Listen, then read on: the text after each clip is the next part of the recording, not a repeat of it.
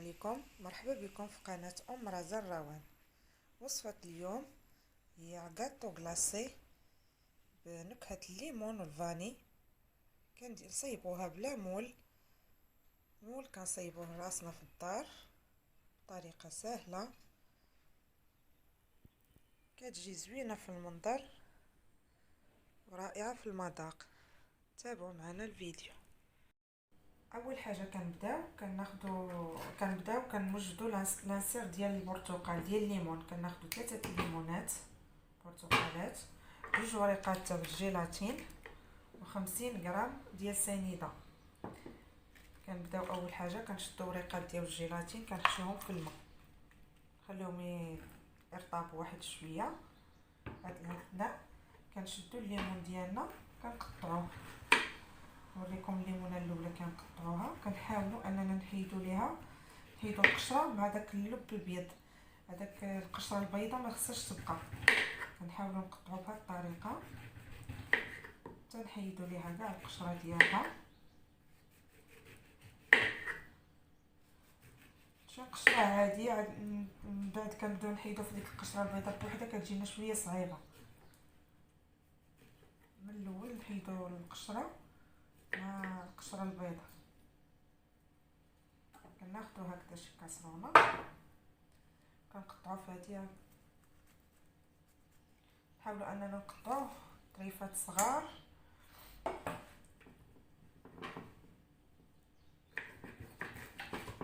ورقاق، حيت غيبقى لينا هذا الحجم ديال الليمون. بغينا يبقى لينا الليمون شويه باين.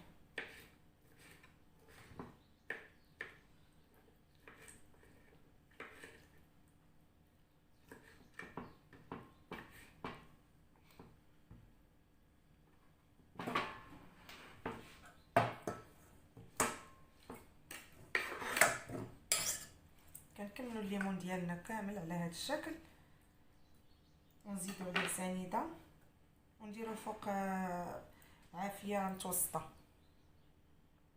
من بعد ما قطعنا الليمون ديالنا كله كيبقى هو بالعصير ديالو، العصير ديال اللي طلق الليمون. كنزيدوا عليه 50 غرام ديال السكر. السكر هنا كيبقى على حسب الحلاوه ديال الليمون اللي عندنا. ضروري خصنا نشوفوا الحلاوه باش ما تجيناش حلوه بزاف. وكنديرهم فوق نار متوسطه. كنديروه هكذا على نار متوسطه ونخليوه حتى يغلى.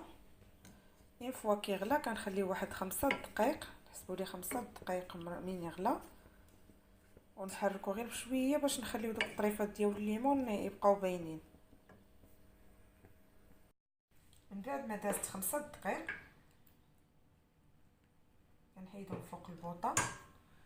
كناخذوا وريقات ديال الجيلاتين ديالنا اللي رطابو مزيان في الماء، كنعصروهم مزيان، كنزيدوهم فوق هذا الليمون، كنبقاو نحركو حتى كيذوبوا لينا وريقات الجيلاتين. نحركو مزيان، نحاولوا ما نخليو دوك الطريفات باينين، وكنخليوه على جنب حتى كيدفى. غادي نستعملوه. ندوزو دابا نوجدو قرعه بلاستيك ديالنا، هي اللي غنستعملوه على شكل مول.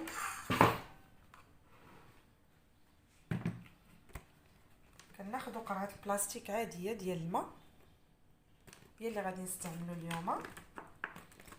كنقطعوها، نحيدوا لها هاد الراس والبلاني،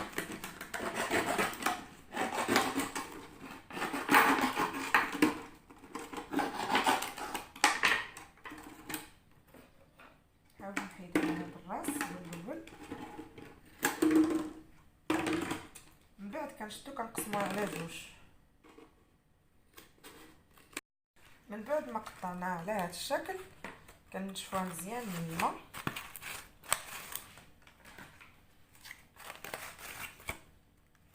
كنلصقوها على هذا الشكل، كنشدو سكوتش وكنلصقوها من الجناب من هنايا. ها المول ديالنا وجد. من بعد ما وجدنا المول ديالنا لصقناه بالسكوتش هنايا كيجي على هذا الشكل. ناخذ الفيلم اليمونتير غنغلفو به. غنحتاجو الفيلم اليمونتير في الاول باش نديرو هاد الخليط ديال البرتقال اللي وجدنا باش ياخذ لينا لا فورم ديال المول. نديرو هكا وكنخويو فوق منه هاد ديال الليمون اللي وجدنا.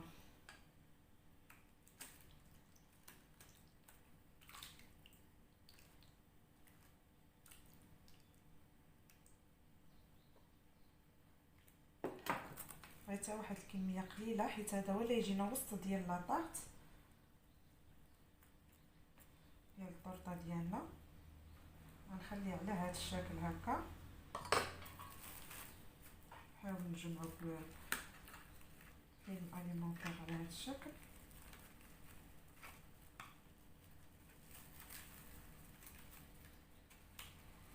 وغادي ندخلو الكونجيلاتور الثلاجه تيشد فراسو على الاقل واحد ساعتين المكانه باش ياخذ لينا هاد لافور. وهاد الليمون اللي بقى لينا غنشد واحد مول ديال السيليكون وغنفرقو ندير شي باش نديرو للتزيين. ما نديرش كميه كبيره حيت مازال غادي ندير الخليط الثاني اللي غنوجدو به الكاطو ديالنا. نفرقو هكذا الكميه اللي بقات لينا. نغطيه حتى هو بفيلم اليمونتير وندخلو للثلاجه.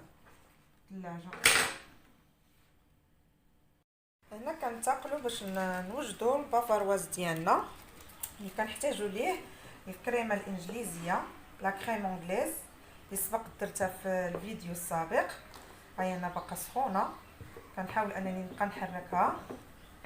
نبقى نحركها مره باش تاخذ حراره ديال المطبخ. كنحتاجوا 3 الوريقات تاع الجيلاتين. كنحتاجوا 4 اطرو ديال كريمه الخفق او القشطه الطريه لا كريم فريش. كنرقدوا الوريقات ديال الجيلاتين ديالنا في الماء.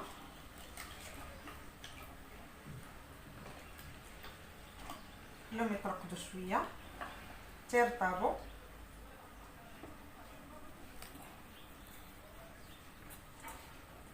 بقاو مره نحركوا لا كريم انجليز ديالنا.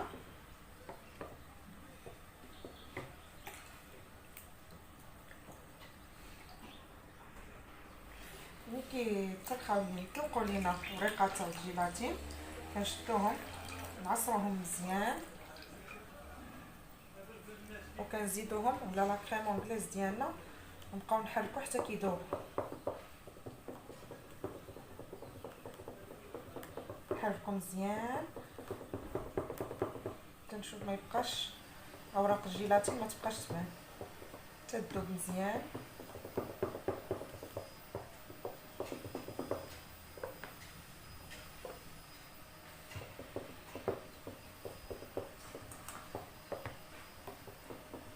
ونحطوها على جنب تتاخد درجه الحراره ديال المطبخ. مره نبداو نحركوها باش ما الجيلات ما نخليوش الجيلاتين يدير المفعول ديالو. نبداو نحركوها غير باش تدفى بما طلعنا كريم فريش ديالنا.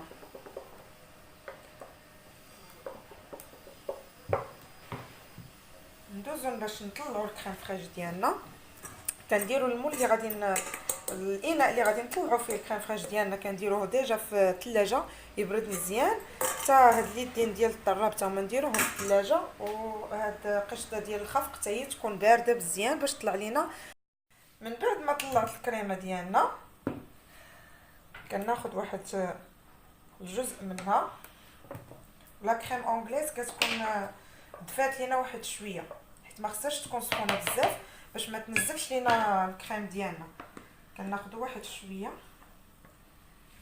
نضربو بالسباتول طراب اليداوي بشويه على هذا الشكل.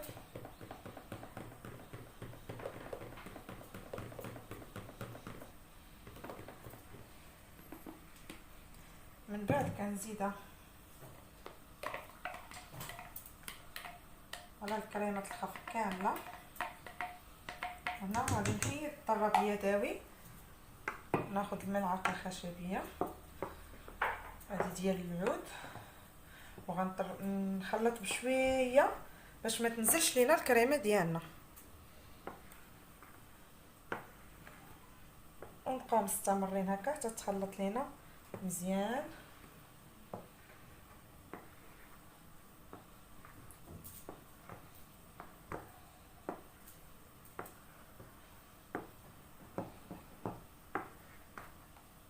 ها الكريمه ديالنا وجدات.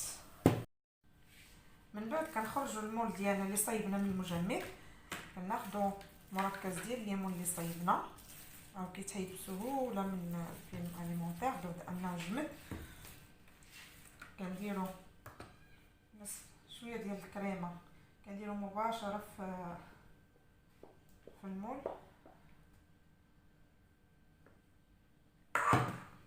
بهذه الطريقه.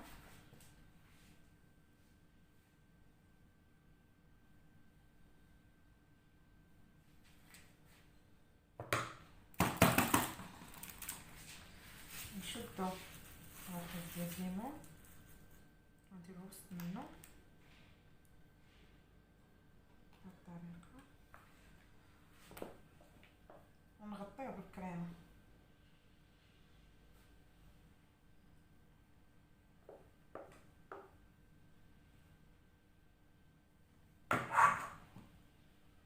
نغطيوها كامله حتى تغطي لينا الليمون كله.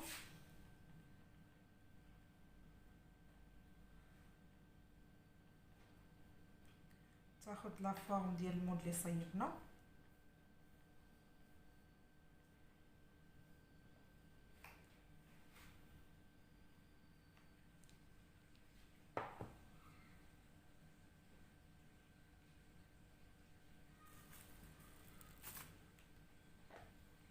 هكا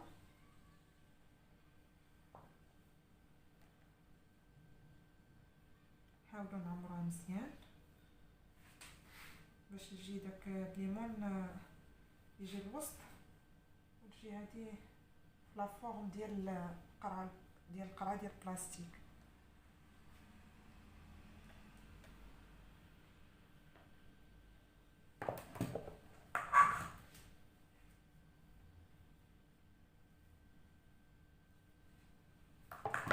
هنا كنستعملوا ما كنديروا لا جينواز لا والو، كنستعملوا هاد لي بودوار كيتباعوا هكذا. هاد الساشيه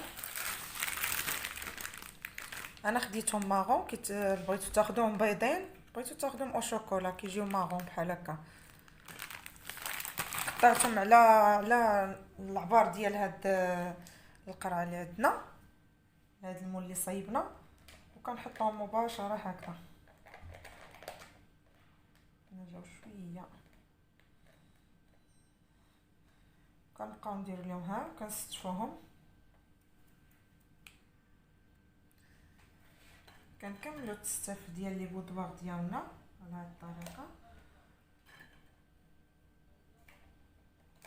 جاتنا شويه هكا طويله نقصوا منها، هذا شويه طويله نقص منها.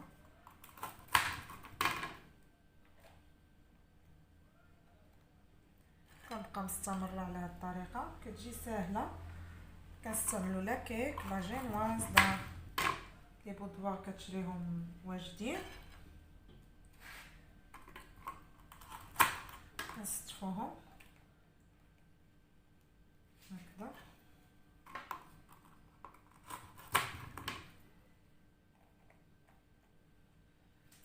الا جاونا شي مرسوات هكا مقطعين كناخذوا العبار، مثلا ندير هذا هنا، ناخذ العبار اللي غادي نكمل به هكذا وهكذا، ماشي مشكل حيت اصلا كيجي في التحت يعني ما غيبانش في المنظر. كنكملوا بهذه الطريقه تنكملوهم كاملين. كنساليو كنديروهم فيلم اليمونتير، كنحمدوا المول كامل كنديروا فيه الفيلم اليمونتير. من كنكملوا التستاف ديال لي بودوار ديالنا كنحاولوا نوركو عليهم بحال هكا بيدينا باش يشدوا لنا في الكريمه هكا. بعد كناخذوا الفيلم اليمونتير كنطاليوه مزيان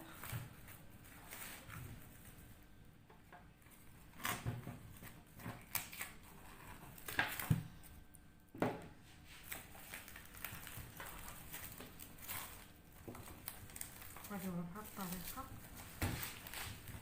نحاولوا نزيرو باش يشدوا لنا بعضياتهم وندخلوها للمجمد على الاقل 6 سوايع، ومن الاحسن نخليوها ليله كامله باش نلقاو نتيجه مزيانه. وندوزو هنايا لهذا المركز البرتقال اللي درنا قبيله، اللي درنا في هذا ديال السيليكون، حتى هادو هما اللي غادي نزوقوا بهم.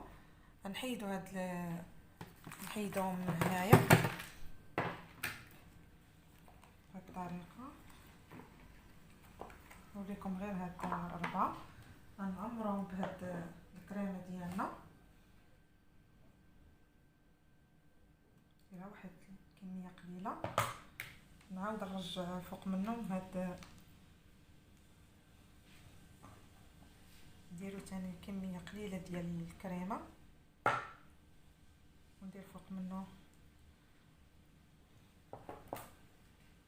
ديال الليمون اللي صايبنا.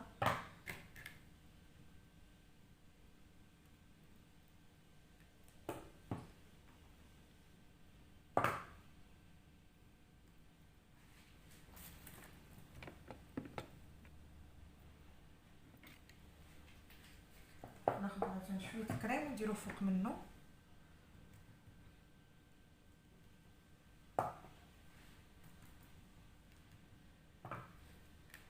نصلحو بهذه الطريقه. يغطى لينا داك الليمون اللي عندنا.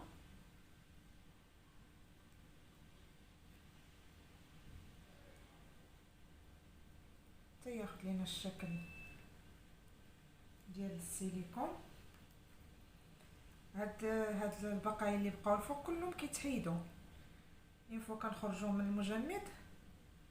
هادشي كلشي كيتحيد. هنا وصلنا اخر مرحله ديال الكاطو ديالنا. غادي نصايبوا كلاصاج عادي فيه 2 كيسان ديال الماء، كاس ديال سنيده 150 غرام ديال سنيده ما يعادل الكاس، 100 غرام ديال الشوكولا بلون الشوكولاط ابيض، عندنا هنا 2 معالق كبار ديال المايزينا او النشا الذره. وهنا غنحتاج الملون. هذا الملون انا استعمل حيت باغا نحصل على اللون البرتقالي، على اللون ديال الليمون. انا ناخذ اللون الاحمر واللون الاصفر باش يعطيونا اللون البرتقالي.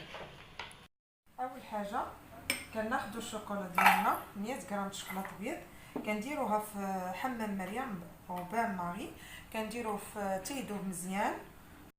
كناخذوا 2 كيسان ديال الماء وكاس ديال السكر 2 معالق ديال المايزينا وكنخلطوهم مزيان حتى ما يبقاوش لنا الحبيبات تاع المايزينا. نخلطوهم مزيان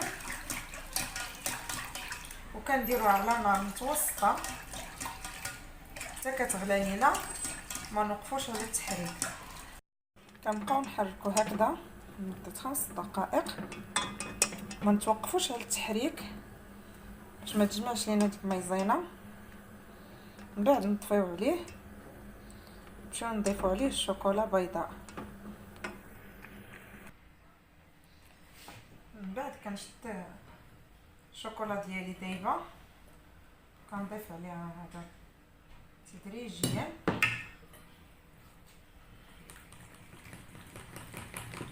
ونحرك مزيان. زيت الجزء الاخر وهنا غادي نضيف الملون اللي محتاجه. ندير شويه الملون احمر، شويه، وشويه الملون اصفر باش نحصلوا على اللون البرتقالي. بما ان هذا الكاطو درناه بنكهه البرتقال نديرو كلاصاج في اللون البرتقالي ونخلطو مزيان.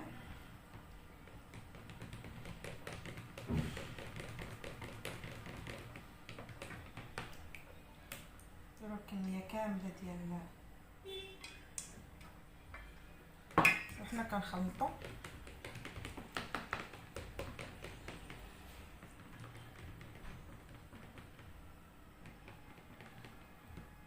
واحد شويه اللون الاصفر لان برتقالي غامق،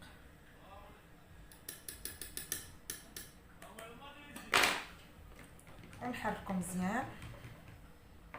ها الكلاصاج ديالنا واجد، خليوه يبرد ياخد حراره الغرفه، ومن بعد غنستعملوه فوق الكاطو كلاصي ديالنا. من بعد ما خرجنا الكاطو ديالنا من الكونجيلاتور تكون تكلاصه مزيان، كنحيدو ليه بسهوله، نحيدو السكوتش اللي كنا دايرين مع المول، وكنبقاو غير بشويه في الخاطر راه كيتحيد بسهوله.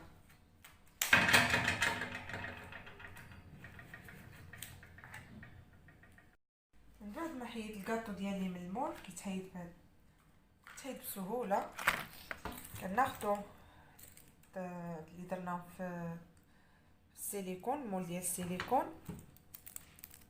حيدوهم حتى همايا، كنحطوهم بهذا الشكل.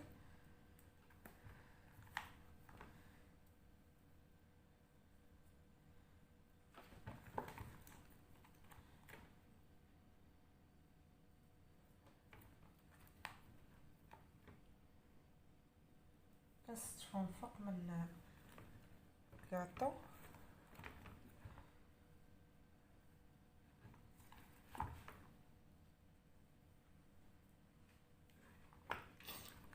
نزيد واحده اخرى،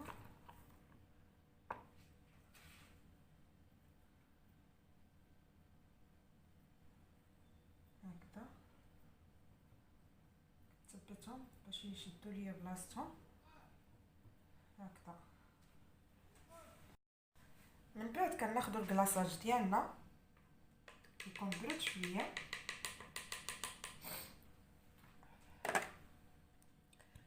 كنبقى نخوي على الكاطو ديالنا بشويه.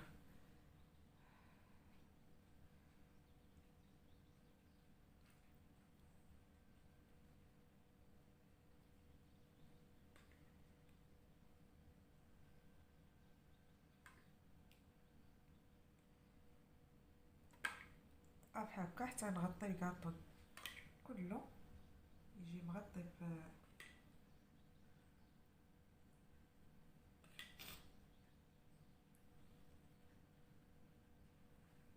نبقاو على هذا الشكل حتى من بعد كنغطيوها كلها بالكلاصاج. كنقطعوا هاد الجناب ديال الكاطو وكنحيدوهم وعاد نحطوها في طبق التقديم